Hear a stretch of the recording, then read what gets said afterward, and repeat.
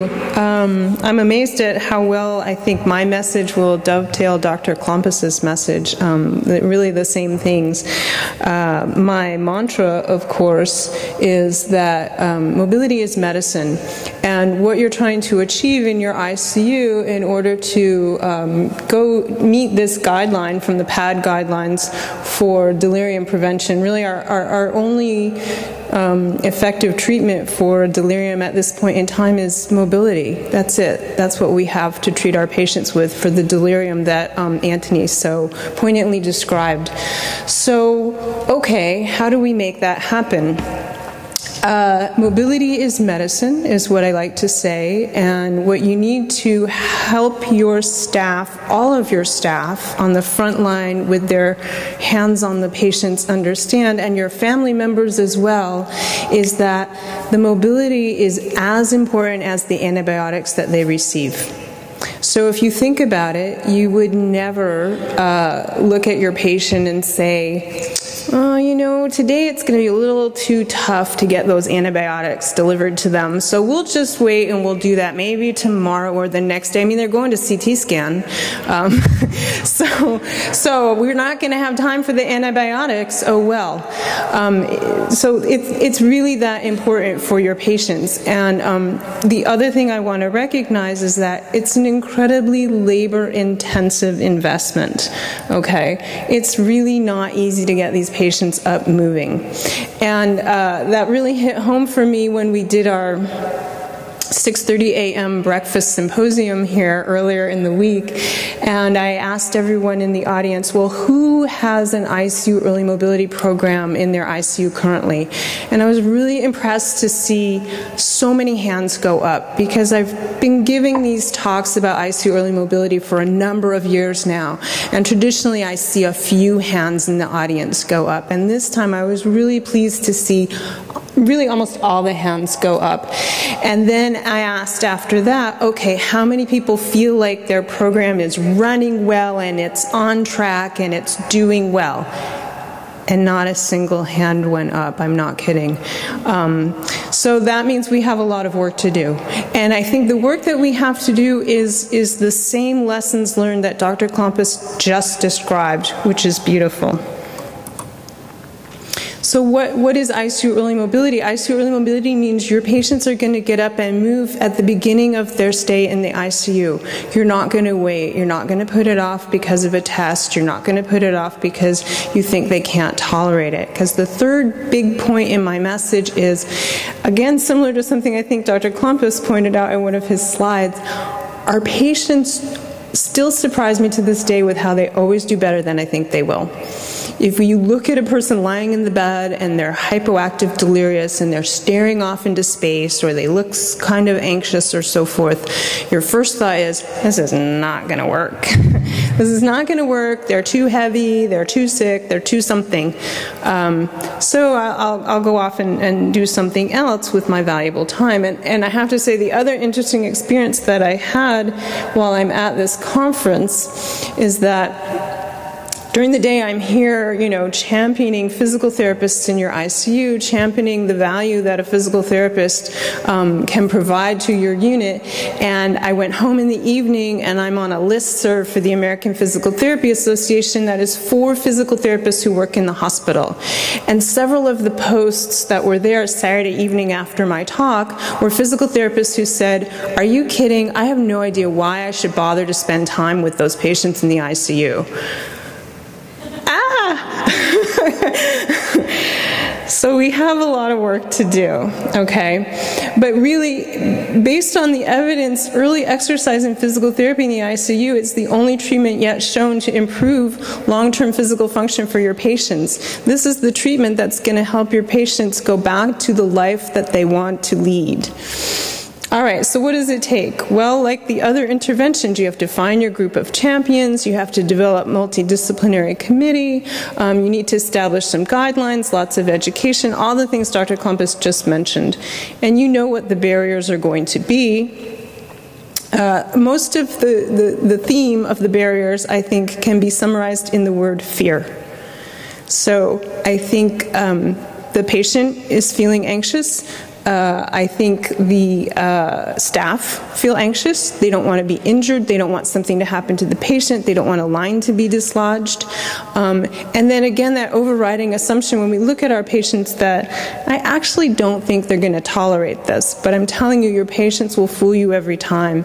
And I also want to tell you that the people that made our program sustain itself over time, I fully believe, were the patients and the family members. So the people who really got most excited about seeing the patients up moving were the patients themselves, even the most sedentary patients, and the family members. And so really when you're thinking about overcoming the barriers, I always like to put this slide out there because this is an ICU in Brazil, in Sao Paulo, in a hospital there. The PT doesn't have a lot of equipment to deal with. You're all going to have your local barriers and problems to face. And it's going to be up to you to come up with some creative solutions to work around those barriers. Don't wait until you get the ideal equipment, ideal staff, everything ideal. In my 27 years in healthcare, my experience is ideal doesn't tend to come together very quickly or very often. So don't wait for that. Find solutions to your barriers. So this PT doesn't have equipment in his ICU in Sao Paulo, so he went out and got a shopping cart. He puts the respiratory equipment in the shopping cart. The patients push the shopping cart down the hall. It works.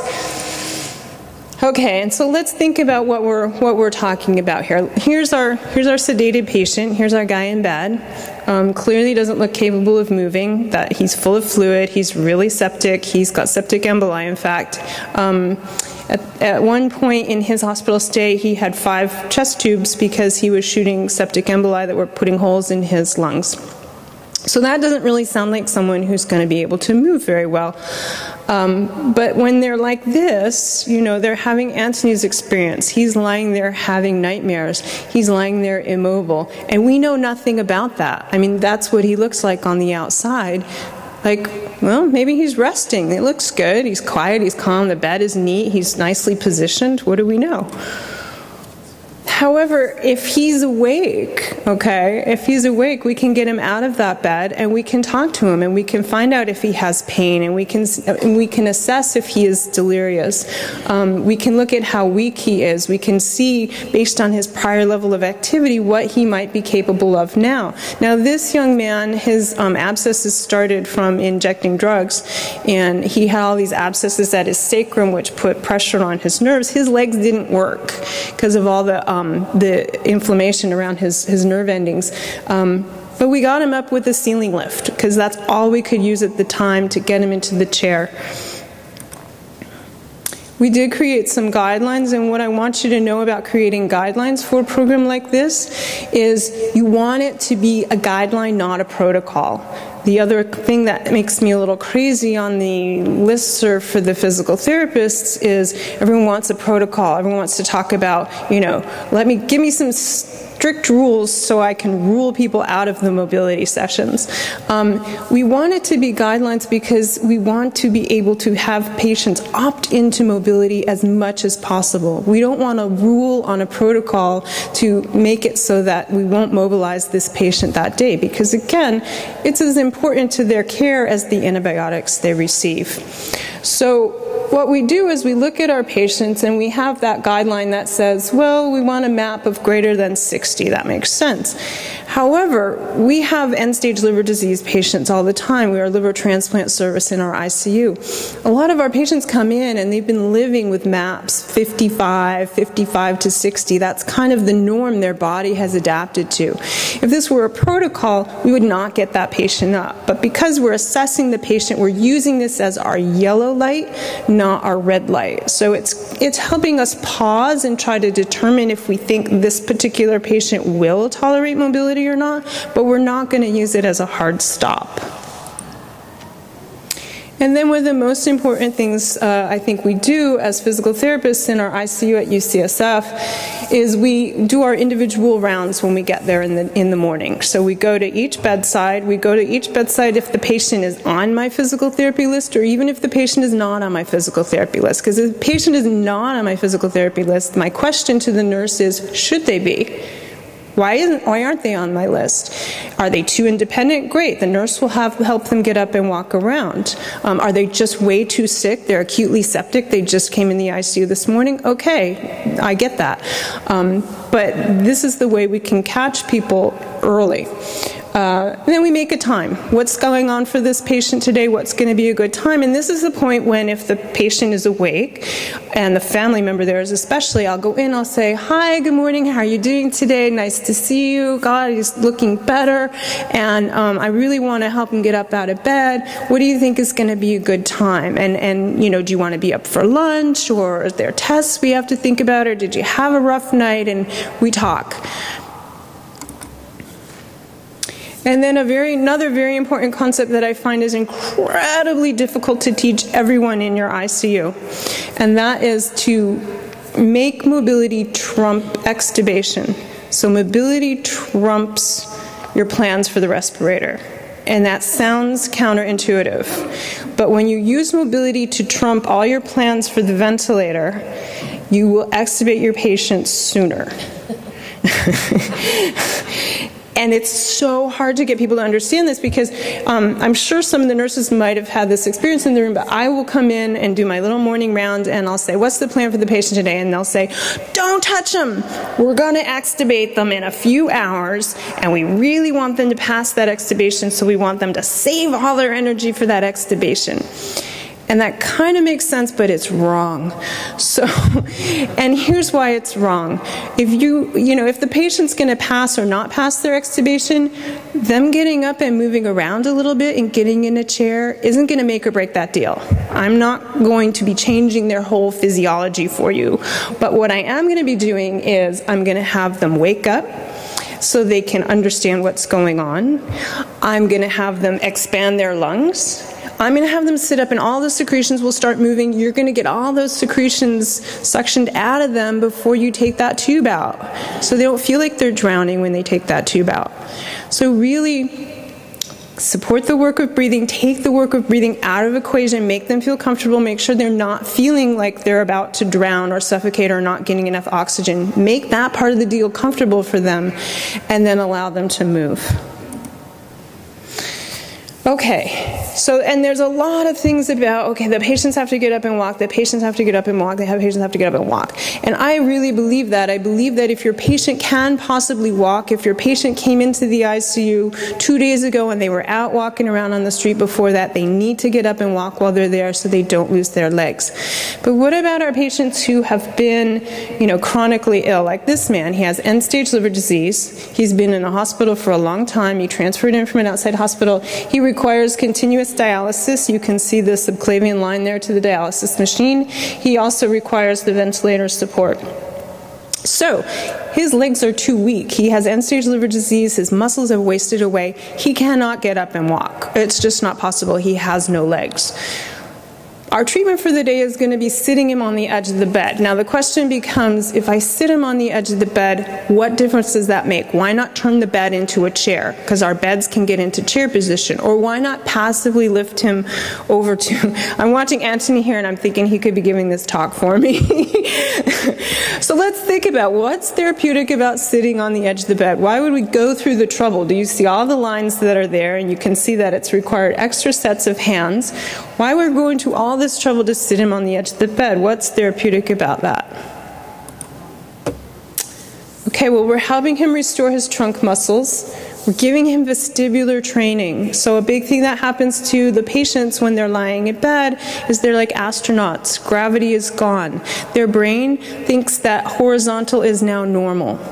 And when you first help them sit up, the feeling that they get is very similar to if you took someone else and stood them on their head. It feels very disorienting and distressing and weird if they've been in bed for a long time. You're working on their joints and muscles and lung expansion like you think. You're doing a lot of pulmonary hygiene. For our patients who are this sick, it's also an aerobic workout. Okay? And then once you have them sitting there on the edge of the bed, what are you going to do to continue to make this therapeutic? And this is where I feel like the real delirium prevention part of the puzzle comes in.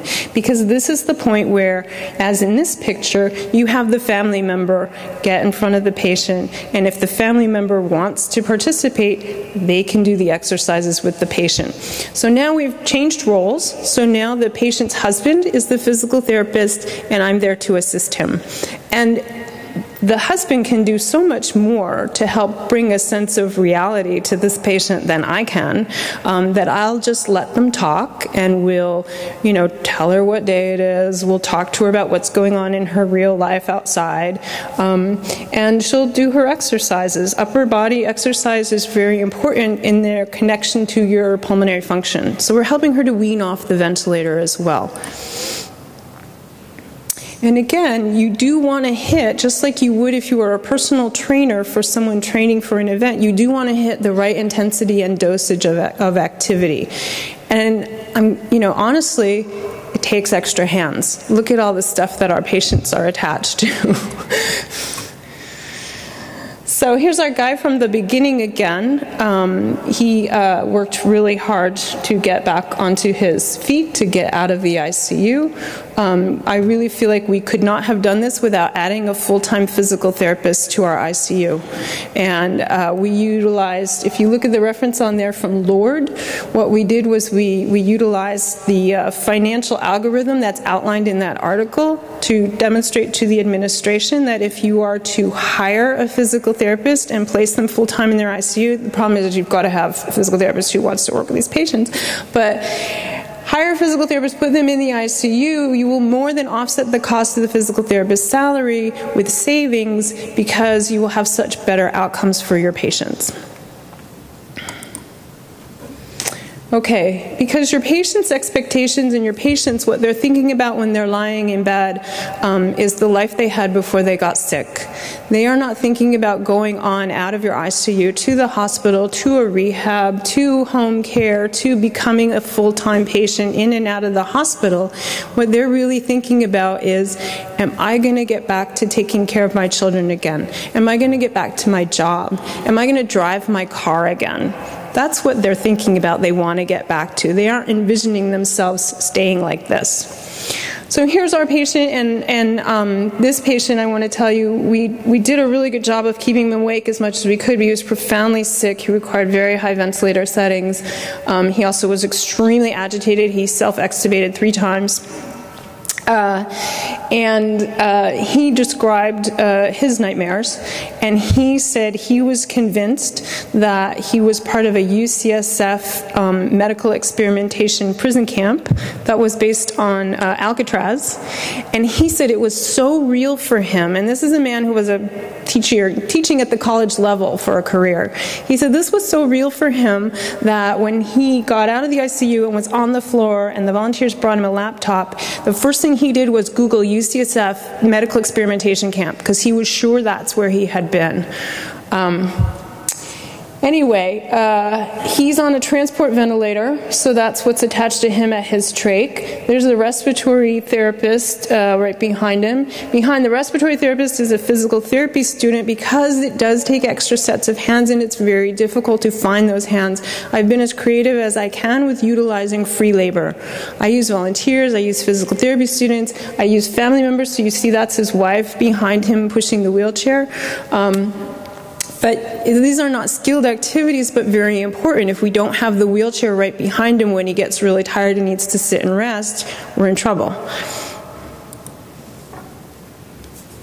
So really, in summary, you know that a stay in the ICU is very depleting to your patients. It's depleting to their sense of esteem. It's depleting to their sense of self, their psychology, their cognition. It's depleting to, obviously, their strength and mobility. And that can end up having a profound effect for years. And what we want to do with our investment of preventative medicine, a little mobility in the beginning, is the best. You'll get the best return on your investment out of any investment you could ever make. What's extraordinary to me is to go in and see a patient and have them look really immobile, really impossible to move. And all we can get out of them for that day when they're ICU stay day 1 is sitting on the edge of the bed and, you know, maybe following half of the commands. And I think, God, did we even do anything worthwhile? But what happens is when you go in the next day, that first day didn't really feel very worthwhile. They sat on the edge of the bed, they kind of looked at you, they kind of didn't, they kind of could move a little tiny bit, not much. I don't know if I did anything or not. But you go back the next day and suddenly, poof, everything is different. And when I don't go in and put in that initial early investment, then it takes a much longer, slower time for that person to come back. Whereas when I've gone in and done something that seems very small, yet labor intensive, the next day I go in, they can get up, they can walk a little bit. We do this awful messy walk because they're still weak and a little disoriented. Third day you go in, they're going to walk around the unit, they're going to say hi to the doctor, they're going to greet the nurse, the family member is going to be really happy. It's a very worthwhile investment. And then those patients are going to go home and not to a skilled nursing facility. So thank you for your time. It's very hard to get the psychology and the culture change that's needed to implement all of this, and I can appreciate we have still a lot of work to do, particularly based on the hand raising I saw the other morning. It is definitely a multidisciplinary task. The bottom line is, do not be afraid. Honestly, your patients are going to do better with this than you think. Try it.